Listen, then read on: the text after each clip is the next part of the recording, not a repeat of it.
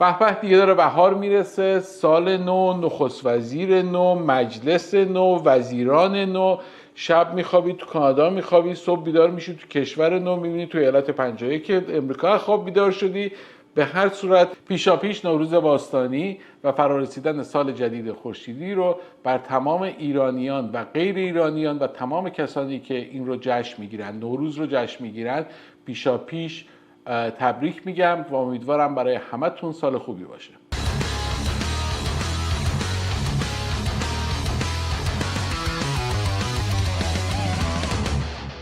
سلام، من مهرام ارجنگی هستم، ریل استیت بروکر از شرکت ریمکس و مورگیج ایجنت از شرکت آلتیمت مورگیج اند فایننس سولوشن. با مکس مانده 17 مارس 2025 در خدمتتون هستم. خب طبق معمول برنامه ما 3 تا بخش داره. بخش اول بخش سیاسی است، بخش دوم در مورد مسکن و وام مسکن صحبت میکنیم، بخش سوم هم که برنامه در شهره که در مورد اتفاقات شهری صحبت میکنیم. در مورد بخش اولمون خودش 2 تا بخش داره. بخش اولمون در مورد آقای ترودو میخوایم صحبت کنیم که ببینیم که آقای ترودو با یه نگاهی کوتاه بندازیم به زندگی آقای ترودو و ببینیم که با خوبی‌ها و بدی‌هایی که داشت چه اتفاقی برای کانادا افتاد و در بخش دوم یه نگاهی به آقای مارک کارنی بندازیم. خب آقای ترودو از روزی که به دنیا اومد در چشم رسانه‌ها بود. چه روزی به دنیا اومد ایشون 25 دسامبر 1971 به دنیا اومد، یعنی روز کریسمس. فکر کن تو پسر اول نخست وزیر باشی، پدرت نخست وزیر حاضر باشه و تو روز کریسمس به دنیا بیایی. دقیقاً انگار که مثلا پسر شاه شیعه ایران روز تولد امام رضا به دنیا بیاد.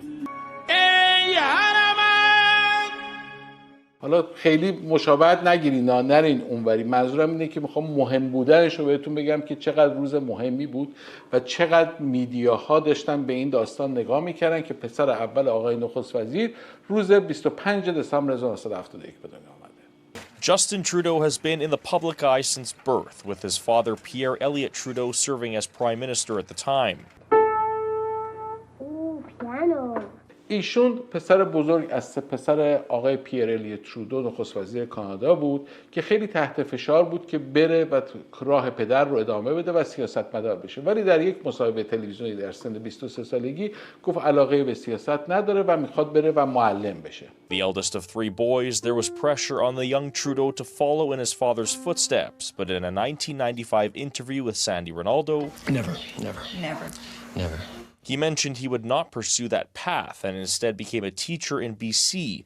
چند سال بعدش هم برادر کوچکترش هنگام اسکی کردن در یکی از کوهستان‌های بریتیش کلمبیا دچار بهمن شد. بهمن اومد و ایشون رو برد به ته دریاچه‌ای در اونجا و هیچ وقت هم جنازش پیدا نشد. Michel Trudeau was an experienced outdoorsman who loved and respected nature, but nature got the better of him. The youngest son of the former Prime Minister was on a skiing trip in Kokanee Glacier Park near Nelson, British Columbia, when an avalanche swept him off the mountain and into Kokanee Lake. این اتفاق موجب شد که ایشون باز هم در رادار رسانه‌های کانادا قرار بگیره. 2 سال بعدش پدرش فوت کرد. ایشون در مراسم سوگواری پدرش که در یکی از برنامه‌های قبلی هم اشاره کردیم یک سخنرانی بسیار زیبایی تهیه دیده بود و در مقابل تمام سران کشورهای دنیا از چپ و راست، از فیدل کاسترو گرفته تا آقای جیمی کارتر اونجا نشسته بودن، یک سخنرانی بسیار زیبا و با احساسی رو ادا کرد که بعد از اون مراسم لیبرال ها، یعنی در حقیقت سیاستمداران حزب لیبرال در کانادا احساس کردن که این چقدر میتونه تاثیرگذار حرف بزنه و بیایم این رو دوباره برش گردونیم به سیاست، تلاش کنیم بیاریم راه پدرش رو انتخاب کنه. Pierre Elliott Trudeau. The very words convey so many things to so many people. Statesman, intellectual, professor, adversary, outdoorsman, lawyer, journalist, author, and prime minister. But more than anything, to me, he was dad. And what a dad. He loved us with a passion and a devotion that encompassed his life. He taught us to believe in ourselves, to stand up for ourselves, to know ourselves, and to accept responsibility for ourselves. ایشون تحت این فشارها یواش یواش داخل سیاست شد و عملاً یکی از اعضای حزب لیبرال شد. بعد از اون سال 2005 با خانم صوفی ازدواج کرد. In 2005, he married Sophie Grégoire. Much like his father, Trudeau and Sophie raised a young family while in office. But in the summer of 2023, they announced their separation. و همونطور که دیدین در سال 2023 هم از همدیگه جدا شدن. ایشون سال 2015 بالاخره نخست وزیر کانادا شد و به مدت 10 سال، یعنی تا همین چند روز پیش هم نخست وزیر کانادا بود. I am so proud of Canadians. I'm proud to have served a country full of people who stand up for what's right, rise to every occasion, and always have each other's backs when it matters most. This may be my last day here in this office, but I will always be boldly and unapologetically Canadian. My only ask is that no matter what the world throws at us, you always be the same. در 10 سال گذشته ایشون 3 دوره پشت سر هم به عنوان نخست وزیر انتخاب شدن تا همین هفته پیش که دیگه از نخست وزیری دیگه کنار رفتن و زنگ زدن. یه کامیون اومد تو اتاوا جلوی دفتر نخست وزیری وسایل ایشون رو پر کرد. It looks like Trudeau is packing up his furniture and leaving today because today is Trudeau's last day at office. Look at this. I think that's going to fit all his furniture in there. Trudeau's last day. Freedom. ایشون هم بدو رفت صندلی خودش رو از توی مجلس برداشت و جلوی خبرنگارا یک عکس مضحکی هم انداخت که زبونش هم آورده بود بیرون که نمیدونم معنیش چیه. به هر صورت ایشون وسایلش رو که سوار کامیون کردن ببرن بیرون، خودش هم اومد بیرون و با مردم خداحافظی کرد، ولی برعکس اون چیزی که روزی که داشت میرفت توی دفتر نخست وزیری همه براش کف میزدن، مردمی که بیرون دفتر نخست وزیری وایساده بودن یه خورده فحش و فضاحت و در و دیوری بهش گفتن و آقای ترودو هم طبق معمول خیلی محترمانه اینا رو خندید و بهشون رو دست تکون داد و بای بای کرد و دفتر نخست وزیری رو برای همیشه ترک کرد. Don't take Trudeau! Don't get to walk in the snow! Come on!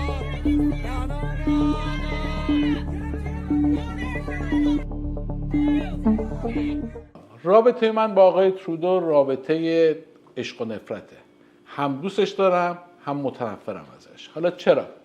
ایشون به نظر من آدم با شخصیتی بود. با تمام فشارهایی که روش بود، از اون پرچمای اف ترودو، برچسبایی که رو ماشین میزدن اف ترودو و تمام جاهایی که میرفت فوشش میدادن، هیچ وقت کوره در نرفت و تحمل کرد تمام این مسائل رو. خیلی سعی کرد با اجرای سیاست‌های دست چپی تند از طبقه ضعیف جامعه حمایت کنه، ولی متاسفانه به علت‌های مختلف، مثلا گل و گشادی دولتش، فسادی که توی دولتش بود، چاپ پول بی‌رویه، مالیات کربن، ارزم بزرگ قول و وعده های سر خرمن 1 میلیون براتون خونه میسازیم و اینا، نه تنها به طبقه ضعیف خدمت نکرد، بلکه فکر میکنم که کمر طبقه ضعیف کانادا رو با فشار اقتصادی که در این چند سال گذشته روشون اومده شکوند و از این فرصتی که میتونست به یکی از نخست وزیران خیلی محبوب در تاریخ کانادا ثبت بشه، فکر میکنم یکی از منفورترین نخست وزیران کانادا شد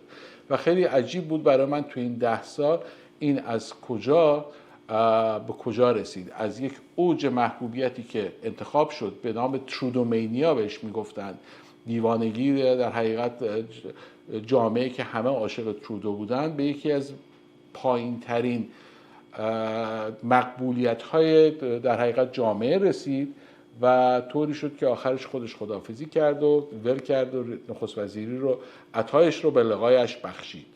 اگه تا اینجا برنامه با ما بودین و خوشتون اومده، لطفاً لایکش کنین، حتما کانال یوتیوب ما رو سابسکرایب کنین و این ویدیو رو برای یکی از دوستانتون که دوست داره در مورد کانادا بیشتر بدونه حتما سند کنین. این حمایت شما به ما کمک میکنه که با قدرت بیشتر و با انرژی بیشتر این محتواها رو براتون بسازیم. هر کدوم از این محتواها ساعتها طول میکشه که تحقیق بشه در موردش، ویدیوهاش در بیاد، متنش نوشته بشه و بچه‌ها کمک کنن که بتونیم اینو ضبط کنیم، ادیت بشه و برای شما بیاد. اینه که اون لایک و سابسکرایب شما خیلی به ما انرژی میده. اما آقای مارک کارنی گول مرحله آخر بالاخره نخست وزیر کانادا شد. آقای مارک کارنی رو تقریبا ما 1 سالیه داریم دنبالش میکنیم. خیلی جالب بود برای من، چند روز پیش توی یکی برنامه تلویزیونی CTV بود، گلوبال نیوز بود، دیدم کجا داشتن میدیدم، میگفت آره مردم کانادا اکثرا نمیشناسن مارک کارنی رو، تازه معرفی شده تو سیاست، ولی ما از 1 سال پیش آقای مارک کارنی رو داریم دنبال میکنیم و داریم بهتون میگیم که آقای مارک کارنی در حاشیه دولت آقای ترودو همیشه فعال بوده. حتی چند بار شایعه شده بود که قرار جای خانم کریستیا فریلند معاون نخست وزیر سابق و وزیر اقتصاد سابق رو هم بگیره، برای که ایشون تحصیل کرده اقتصاد از 2 دانشگاه معتبر دنیا، دانشگاه هاروارد، دانشگاه آکسفورد، برای 1 دوره رئیس بانک مرکزی انگلیس بوده، برای 1 دوره رئیس بانک مرکزی کانادا بوده و کلاً برعکس خانم کریستیا فریلند که تحصیلاتش اصلا ربطی به اقتصاد نداشت و ایشون تحصیلاتش فوق لیسانس ادبیات روسی از اوکراین بود، ایشون خب سواد اقتصادیش خیلی بیشتره. مثلا فکر کنید مثلا منو با خانم کریستیا فریلند مقایسه کنید. خب من مثلا آشپزی چقدر بلدم؟ فکر کنم مثلا در حد تخم مرغ سفت من آشپزی بلدم. بعد بیام منو بکنن سرآشپز رستوران گوردن رمزی مثلا تو لاس وگاس، چی ازش در میاد؟ خانم کریستیا فریلند هم همینجوری شد. ایشون 5 سال گذشته وزیر اقتصاد بود و اینم وضعیت اقتصادی ماست. یعنی ایشون کلا از اقتصاد 4 عمل اصلی رو بلد بود. فکر نمی‌کنم دیگه بیشتر از 4 عمل اصلی میتونست چیزی انجام بده در مورد اقتصاد. به هر صورت آقای مارک کارنی پدرخوانده پسر خانم کریستیا فریلند. اینجا رو داشته باشیم. So have you spoken with him? I speak with Mark often. About that? I speak with him often. He's actually my son's godfather. یعنی چی؟ وقتی شما یکی رو پدرخوانده پسرت میکنی، یا فامیل نزدیکه یا دوست خیلی نزدیکه که رابطه بسیار تنگاتنگ و نزدیکی باش داری. نمیری تو خیابون مثلا نمکی رو پیدا کنی بیای بگی آقا بیا پدرخوانده پسر من بشو. حتما یه آدمیه که بهش اعتماد داری.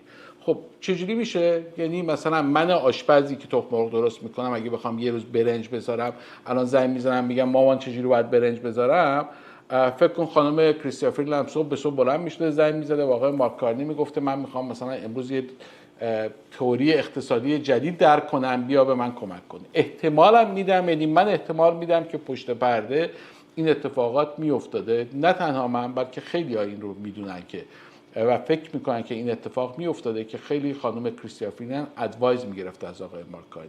حتی آقای مارک کارنی ادوایزر دولت حزب لیبرال هم بود، یعنی ادوایزر دولت نبود، برای اینکه اگر در دولت می بود باید حسابهای مالیش رو افشا میکرد و وضعیت در حقیقت کار و زندگیشو میگفت درآمدش چی و چیکار داره میکنه اگه عضو دولت بود. در نتیجه همیشه در حاشیه دولت به عنوان ادوایزر یا مشاور اقتصادی حزب لیبرال کانادا بود.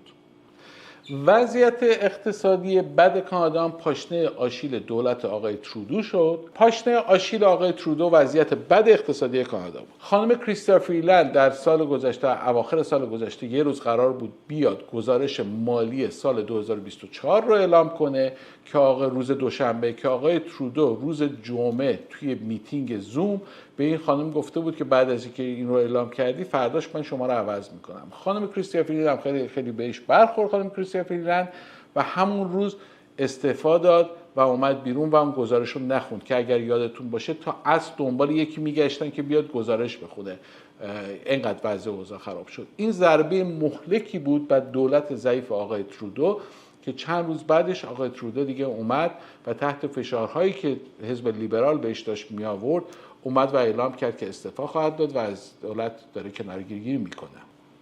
رهبر حزب لیبرال در سیستم کانادا، رهبر حزبی که بیشترین حاکمیت رو در مجلس داره، اتوماتیک نخست وزیر میشه. یعنی اون موقع که آقای ترودو نخست وزیر شد خودش انتخاب نشد، حزبش بیشترین رأی رو توی مجلس آورد و ایشون رهبر حزب لیبرال بود و نخست وزیر شد.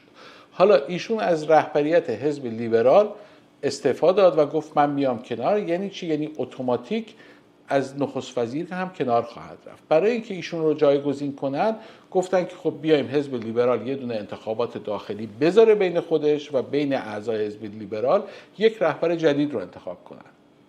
6 نفر برای این مسابقه اعلام رقابت کردن. اگر خاطرتون باشه آقای مارک کارنی اومد، خانم کریستیا فریلند اومد، خانم کرینا گولد اومد، آقای مایک بیلز اومد و آقای چاندرا آریای هندی اعلام کرد که من میخوام بیام، هندی الاصل اعلام کرد و خانم روبی دالا. آقای چاندرا آریا که اصلا فرانسه بلد نبود، بردنش توی تلویزیون چند تا مصاحبه کردن، انقدر آبروریزی شد که اصلا خودش گفت آقا من نمیام توی مسابقات. خانم روبی دالا که هم مدل هندی الاصله و مدل هم بوده و قبلا هم نماینده مجلس بوده، ایشون هم سعی کرد که بیاد توی این انتخابات و رقابت کنه با این 4 نفر دیگه که ایشون هم عدم صلاحیت شورای نگهبان زد، ردش کرد، گفت آقا تو نمیتونی شرکت کنی. ایشون هم اومد گفت اینا تبعیض نژادی کردن برای علیه منو، ولی حزب لیبرال گفت حسابای مالیش درست نبوده، تر و تمیز و مرتب نبوده، قوانین انتخابات رو رعایت نکرده و ایشون رو تایید صلاحیت نکردن و عدم صلاحیت بهش خورد، مهر عدم صلاحیت و رفت کنار. مون 4 نفر، مارک کارنی، کریستیا فریلند، کرینا گولد و آقای مایک بیلس.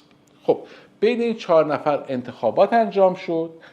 کل حزب لیبرال، یعنی کشور 40 میلیون نفری، حزب لیبرال 400,000 نفر عضو داره که از این 400,000 نفر 153,000 نفر در انتخابات شرکت کردند. یعنی آقای مارک کارنی از بین این 4 نفر با 86% رأی انتخاب شد. یعنی رأی آقای مارک کارنی 130,000 نفره. یعنی آقای مارک کارنی منتخب 130,000 نفر از کسانی هستند که عضو حزب لیبرال بودن و ایشون منتخب مردم کانادا نیست، منتخب 130,000 نفره که اومدن رأی دادن، نه منتخب 40 میلیون مردم کانادا. خب این یکی از اون قسمت‌هایی که سیستم دموکراسی کانادایی ایراد داره که رهبر اون حزب باید نخست وزیر بشه، حتی اگر رهبر اون حزب از بیرون اومده باشه مثل آقای مارک کارنی که حتی یک رأی از مردم نداشته باشه. یعنی مارک کارنی نماینده هیچ جایی نیست توی این مملکت، ولی ایشون فعلا نخست وزیر شده.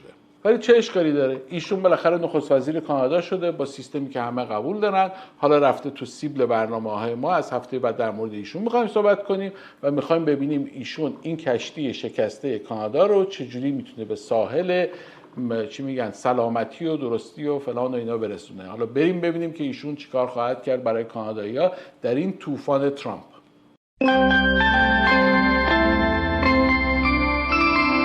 همه این داستانا رو گفتم تا این آگهی بازرگانی رو به شما نشون بدم.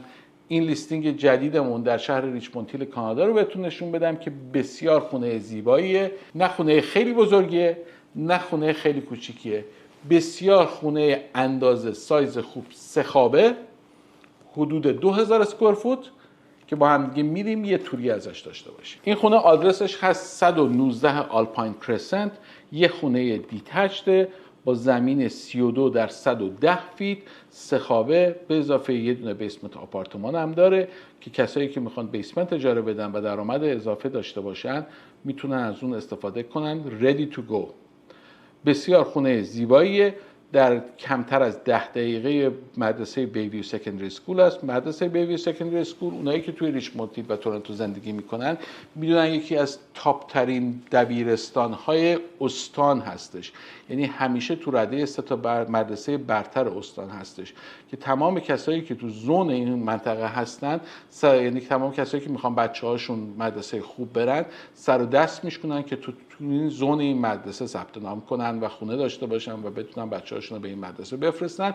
فاصلهش زیر 10 دقیقه است. یعنی در سردترین هوای تورنتو هم بچه شما میتونه پیاده تا مدرسه خودش بره و برگرده. اینه که اگر میخواین خونه بخرین، خونه بفروشین یا وام مسکن بگیرید، ما همه این پکیج‌ها رو برای شما داریم. یعنی ما از لحظه‌ای که شما تصمیم بگیرین که خونه بخواید بخرین تا روزی که کلوز کنین، کلیدش رو از شما بدیم، ما با شما هستیم. شما هیچ کاری نمیخواد بکنین جز اینکه خونه ببینی و بپسندی و بگی من این خونه رو دوست دارم. بقیه کارا شما براتون انجام میدیم. اینه که هر وقت خواستین با من صحبت کنین میتونین با شماره تلفنی که روی صفحه هست تماس بگیرین یا برین توی وبسایت meetmax.ca. سر تایم و ساعتی که خودتون وقت دارین 1 ساعت وقت مشاوره به صورت حضوری یا به صورت آنلاین به صورت رایگان با من بوک کنین که بتونیم با هم دیگه صحبت کنیم. خب ببینیم در بازار مسکن و بازار مورگج چه خبر. خب همونجور که خبر دارین هفته گذشته روز چهارشنبه بانک مرکزی کانادا 25% دیگه 25% درست گفتم درصد دیگه برای 7مین بار متوالی نرخ بهره را کاهش داد، به صورتی که نرخ بهره بانک مرکزی الان شده 2.75 و نرخ پرایم ریت بانک‌های اصلی کانادا شده 4.95. Today, we lowered our policy interest rate by 25 basis points to 2.75%.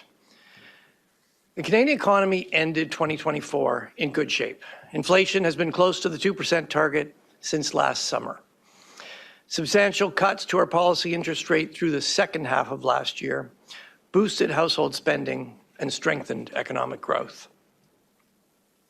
However, in recent months, the pervasive uncertainty created by continuously changing U.S. tariff threats have shaken business and consumer confidence. This is restraining household spending intentions and businesses' plans to hire and invest. Against this backdrop, and with inflation near the 2% target, the Governing Council decided to reduce the policy rate a further 25 basis points. خب این به چه مفهومی است؟ معنی و مفهوم آن این است که مورگج هایی که به صورت شناور یا وریبل در حقیقت گرفته می شدند که معمولاً پرایم ریت بانک منهای 0.5% تا 1%، 1.1 حتی بعضی کیسا انجام میشد. فرض کنیم حتی اگر کمترین حالت مثلا 0.5% باشه 4.95 منهای 0.5% میشه 4.45. مورگج هایی که با نرخ ثابت هستن هولوش 4.3 تا 4.5 هستن این روزا. خب در نتیجه مورگج های وریبل با مورگج های فیکس قیمتاشون تقریبا داره با همدیگه یکی میشه. در نتیجه اگر میخواین خونه بخرین، ریفایننس کنین خونتون رو، مورگج جدید بگیرین، احتمالاً خرید و انجام مورگجتون به صورت وریبل یا نرخ شناور بهتر خواهد بود در طولانی مدت. چرا؟ میدونه سرا چرا؟ علتش اینه که اگر که آقای ترامپ تعرفه نذاره توی مارکت، این داستان جنگ تعرفه و ایالت 51 و اینا مسئلهش حل بشه با آقای مارک کارنی که خب ما قرار بود بانک مرکزی 1-2 بار دیگه هم نرخ بهره رو بیاره پایین، پس میدونیم که نرخ بهره‌ای که در 2 سال آینده 3 سال آینده شما خواهید داشت احتمالاً پایین خواهد اومد و زیر اون 4.3 یا 4.5 فیکس ریت میشه. در نتیجه بهتره نرخ وریبل بگیرید. اگر هم خدای نکرده این تعرفه ها انجام بشه، اقتصاد ما کوچکتر خواهد شد. میریم به اوایل دوران کووید که دولت مجبور بود پول بده، ساپورت کنه، پول ارزونتر در اختیار جامعه قرار بده که اقتصاد به رکود نره، که بهش میگن ایمرجنسی ریت کات، که احتمالاً به صورت بیشتر از این که 25% شاید 0.5% 1% ریت کات کنه که نره توی ریسشن، نره اقتصاد ما توی اون بازه‌ای که دوست نداره بانک مرکزی بره. در نتیجه به نظر من گرفتن ریت های وریبل الان بهتره. اما در مورد مسکن این بلا تکلیفی که در بازار در وضعیت جنگ اقتصادی کانادا و امریکا هست، خیلیایی که کارهایی رو انجام میدن که با امریکا در تماس، مثلا در صنایع فولاد دارن کار میکنن، در صنایع خودروسازی کار میکنن، شرکت هایی هستن که با امریکا در ارتباطن، صادرات دارن با امریکا یا واردات دارن، اینها خیلی دست و دلشون نمیره که خونه بخرن یا خونه بفروشن، وایستادن ببینن چه اتفاقی میفته. در نتیجه در ماه فوریه تعداد خرید و فروش های ما اومده پایین به صورت حدود 25% و بیشتر 26% خرید و فروش ها اومده پایین. قیمت ها ثابته. کی اومده پایین؟ در مقایسه با همان زمان در سال گذشته، یعنی فوریه 2025 با فوریه 2024 25% خرید و فروش ها کمتر شده ولی قیمت ها تقریبا ثابت مونده. اینه که یادتون نره میخوایم بخریم، میخوایم بفروشیم، مشاوره کنیم، meetmax.ca رو یادتون نره که برین یه سری بهش بزنید. اما بریم بخش سوم برنامه این هفتهمون که برنامه در شهره.